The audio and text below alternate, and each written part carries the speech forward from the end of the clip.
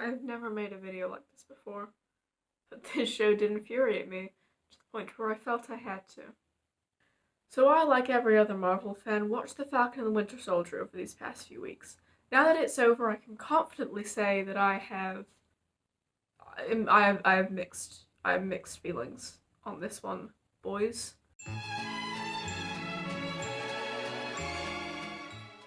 To be clear, there were parts that I liked. I mean, other than the finale, I actively enjoyed every episode as it came out. Because there's always just enough of the really good stuff that it made it way easier to ignore all of the less than good stuff. But looking at it as a whole, there are just way too many weird inconsistencies and problems in the show that I can't help but look back at it with an attitude of, this could have been about 10 times better than it was. But on a more positive note, let's start with what I enjoyed. There was not a single scene with Isaiah Bradley that wasn't absolutely phenomenal. This story arc, certified banger. I adore it. Now, I am Young Avengers trash, so I already kind of knew Isaiah's background from those comics, and I think they really did it justice here. The MCU has a tendency to set up big emotional moments and then never quite give them the space and time they deserve. They actually do that later in this show, and we will be getting to that later.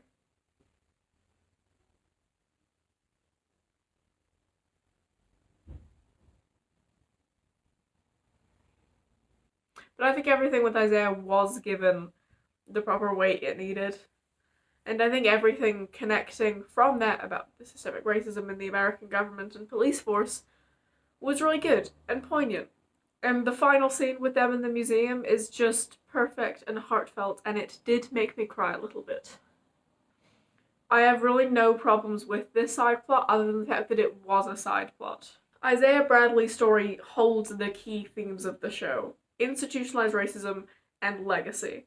Those are the core ideas and the easiest ones to loop back to at the end, because their impact and role in Sam's story and the story of the show as a whole is very obvious, which is a good thing.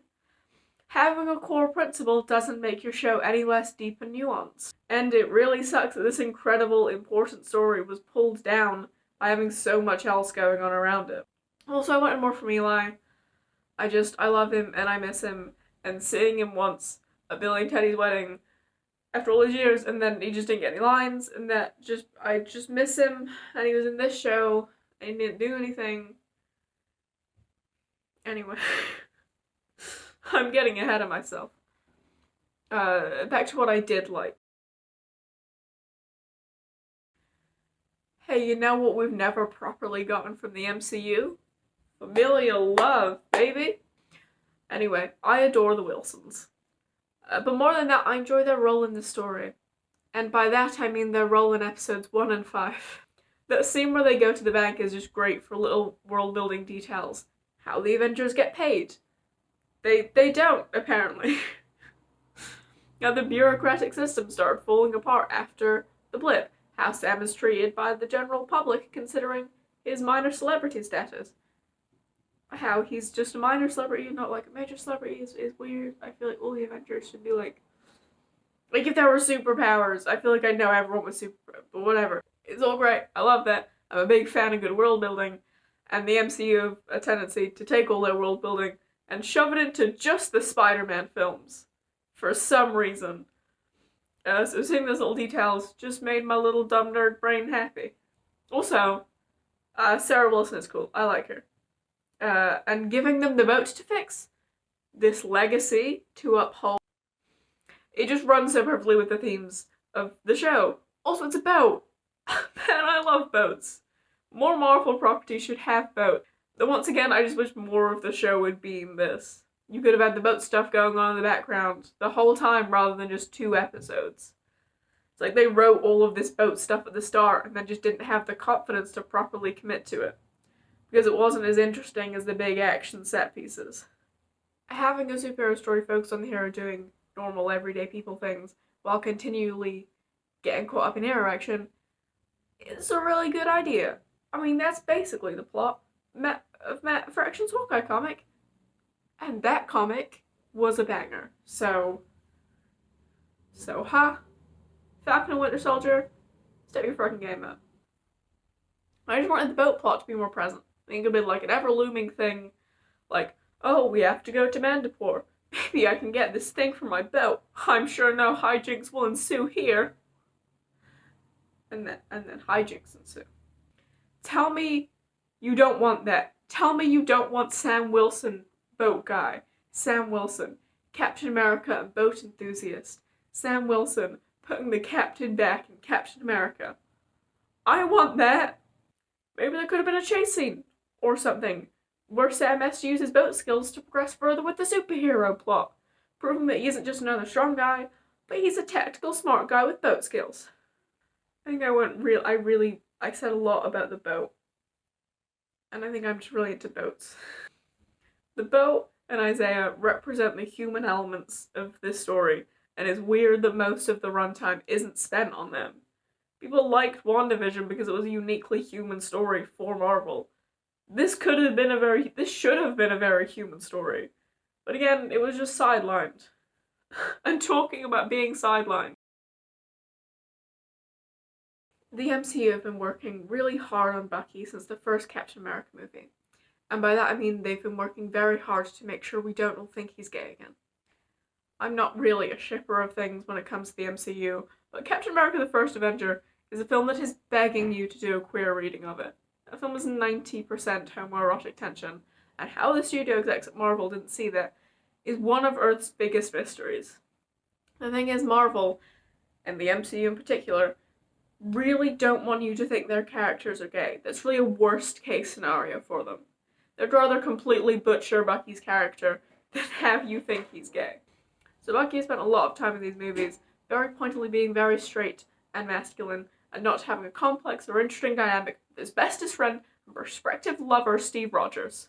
But, with Steve away ruining the character of someone from another demographic Marvel hates almost as much as the gays, women, Bucky is surely free to finally get the good and complex characterization he deserves.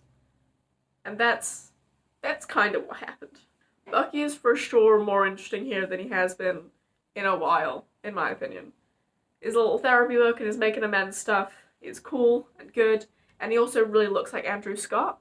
Like, no one else has talked about this, but he really looks like Andrew Scott in this, and I just feel... The issue is, like the boat, Bucky's best moment is in episode 1 with Yori. That friendship is a lovely one, and the brief time you spend with them as a duo was great. Just makes sense that Bucky has found himself hanging out and regularly getting lunch with this fellow heartbroken old man. So when you find out why Bucky is spending time with him, that cuts deep. You get such a real and genuine sense of loss and pain in that moment. That's the moment we're finally shown the tragic fallout of Bucky being the Winter Soldier, and how bad and heartbreaking it is for him. This guy has lost everything to face the people who he took everything from. And it's just shot perfectly. No music, no dialogue, just a slow pan over to a shrine in Yori's apartment, and then Bucky's face. It's so wonderfully human and understated. It's one of the best moments in the history of the MCU. And Bucky's story just never quite reaches a high like that again. I mean, yeah, there's the scene with Yori in the final episode, but it just feels rushed, and compared to that first scene, it's nowhere near as good in comparison. He also doesn't, what Yori wanted to know how and why his son died, right? And Bucky's just like, I killed him as a Winter Soldier. But I didn't choose it. And I guess it's implied that he said more. I just feel like maybe we should have had like a nice, quiet, introspective moment where Bucky tells the full story of his history and why he killed his son. Because really, Yori deserved better. So yeah, after that, Bucky doesn't really do a lot more of interest. I mean, there definitely is some gay tension between him and Sam, which makes me wonder, like, is this an active choice? Is Sebastian Stan always just playing Bucky as queer as possible? I mean, they made him flirt with Sarah Wilson, which can only be interpreted as Marvel panicking and realizing they accidentally gave him extreme bi vibes again. But, like, there are so many longing stares and references to Steve that I just... sorry, I was this is a little side note from after I've already recorded most of the video. I did do a lot of making fun of Marvel, kind of implying they're homophobic there for a while.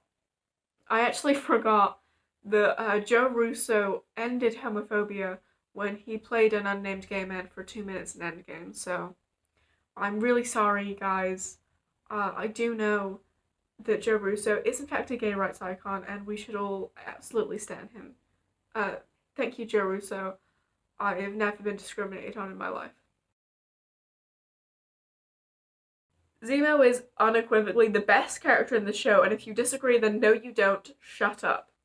Zemo is introduced with the purpose of being the guy who really hates super soldiers, and he sticks to his principles the whole goddamn time. When he enacted his principles, he went back to jail to read his book and just hang out. And when he isn't in jail, he's dressing like the queer-coded villains of our childhood and exuding sinister energy just because he can. Zemo just manipulate mansplain male wives his way through the show, and it's perfect, and I want him no other way. King behavior, honestly. Then most of what happens around him kind of sucks. The concept of breaking a character out of jail by causing a riot to distract security definitely isn't something this show came up with. I mean, it happens twice in Avatar, and that's one of my favorite shows of all time. So it's not like inherently bad, but it just doesn't make any sense. Like, that's not how prisons work, gang. It's insane that Zemo could get out of there. Also, the scene where Bucky goes to shoot him, and then the gun is empty and he drops the bullets to the floor. What was going on there? From a visual perspective, it looks cool, but from a realistic standpoint, it's just weird. Like, why? There have to be better ways to show that. You guys had a film budget, and you went with this? Sure. It's just like why would he pull, like, he knew, why would he pull the trigger? You could have just like pointed it at him and then thrown the bullets. I mean, that would be dumber. I don't have a less dumb answer, but that's not my job. I think they should have done that. But still, I just really love Zemo. He had a very consistent character, and he was funny, and he dressed well, and that's all I really, really want from my semi-reformed villains. And on the opposite of a semi-reformed villain,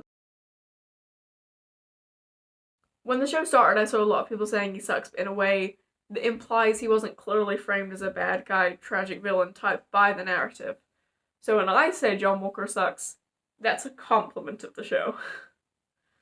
For the most part, I actually really like the characterization of John Walker.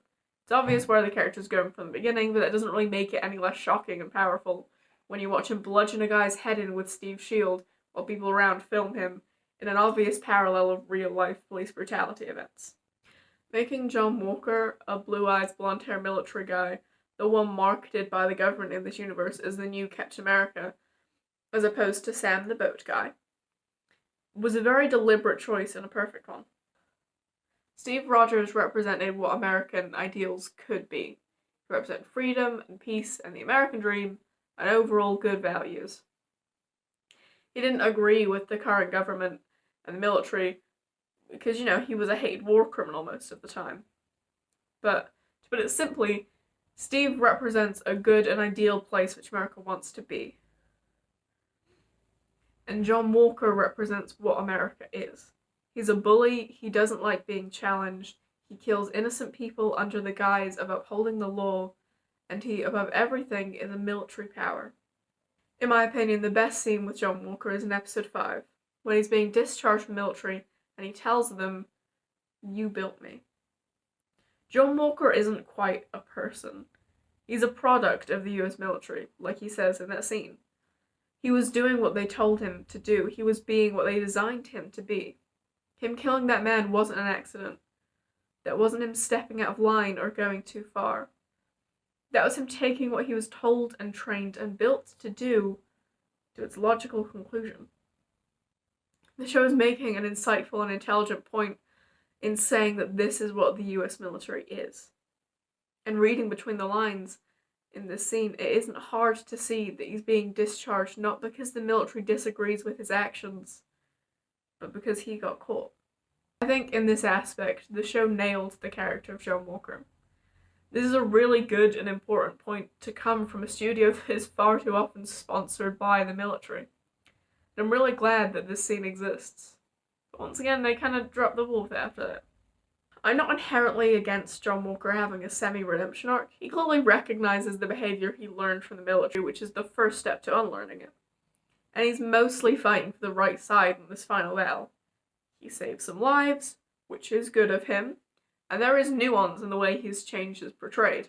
That being said, the idea that either Sam or Bucky would be happy to work alongside the guy who tried to kill them and essentially stole their best friend's identity is insane. Like, it's good that they're working with the guy to save people. Team up with your enemies if it can save lives, sure. But are neither of you gonna shout at him or, like, tell him off a little bit? Or Sam nods at him, he does like a friendly nod. Huh? You aren't friends, and you shouldn't be friends. Anyway, in the end he's clearly being set up for, like, Dark Avengers or whatever, and that's cool. And I'm excited for seeing that when we inevitably do. Also, I know he's called US Agent in the comics, and the series are about giving characters their proper titles, or whatever. But the line where they actually say US Agent is just so weird and clumsy. I genuinely had to pause it because I was laughing too much. It just didn't make any sense. Everything with the Flag Smashers makes me so genuinely angry that I don't even really want to talk about it. But I will start by saying I don't think Erin Kellyman was a good choice for Carly. I don't really know her background, but she seems like she was maybe classically trained and was in some BBC shows because she has the BBC intonation. I'm British, obviously, but if you aren't, the BBC intonation is a term that I made up to talk about the specific way characters in BBC dramas talk, which is talking very dramatically and with a lot of pauses and going up at the end of all your statements. And this works well in kind of campy shows that don't take themselves too seriously, like the Davies era of Doctor Who. But in a show like this, it's just so grating and hard to watch. And maybe that's because I'm British and I recognize those speech patterns. But it just really took me out of the show every time, and I think maybe they should have had someone else in that role. I mean, like, it's... And to be fair, it doesn't help that all of her speeches are just complete nonsense. The Flag Smashers were set up as a theoretically sympathetic activist group gone too far, but their core motives are about how life was better during the blip. The problem with that is that we don't know what everyday life was like during the blip.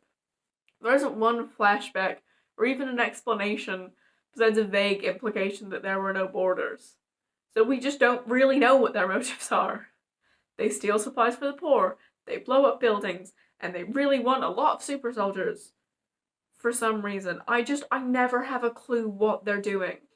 And apart from their motives just not adding up, half of the things they say don't add up either. There's a point where Carly says they need heroes who aren't idolized. The Avengers weren't idolized. They were considered war criminals. What the hell kind of argument is that?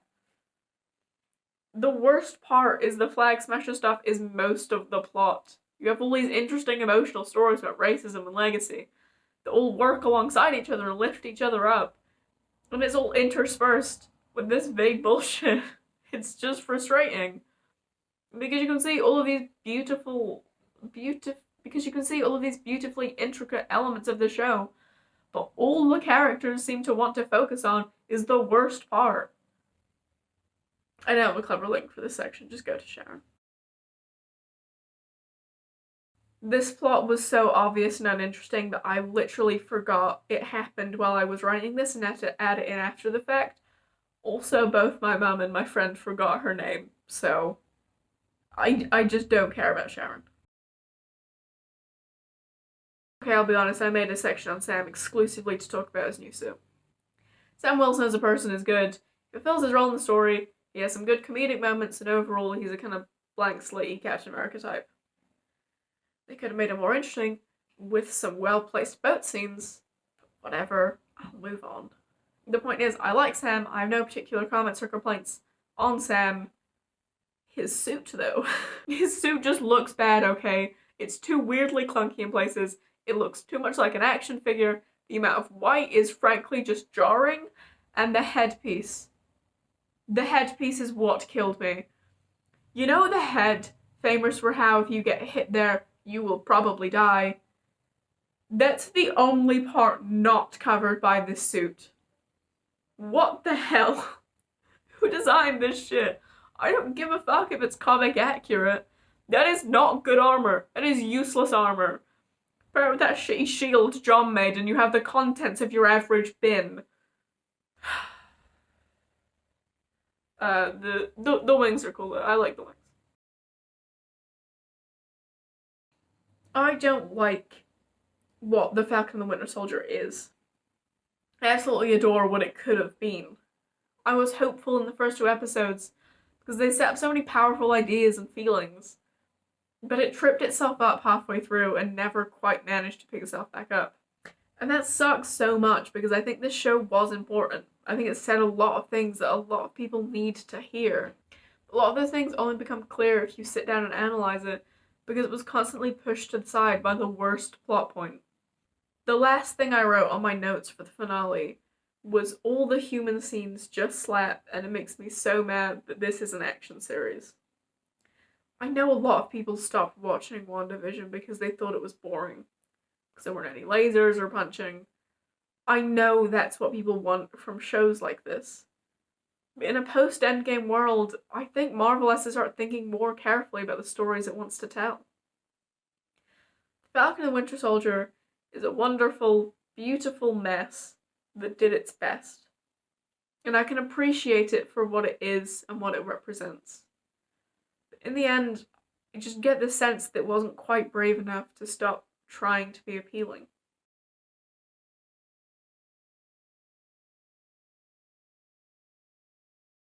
I am in fact editing this and wearing a Statue of Liberty hat. Just for fun, really. Um, I was gonna try and cut around all of the parts where I very clearly look down at my script, but there's too many of them. So you're just gonna have to deal with that, and with the knowledge that I'm so inarticulate when I'm not reading something I've pre-prepared that I couldn't have made a video out of it. So you either deal with the script looking or with the nonsense that comes out of my brain. So you're gonna have to deal with the script looking.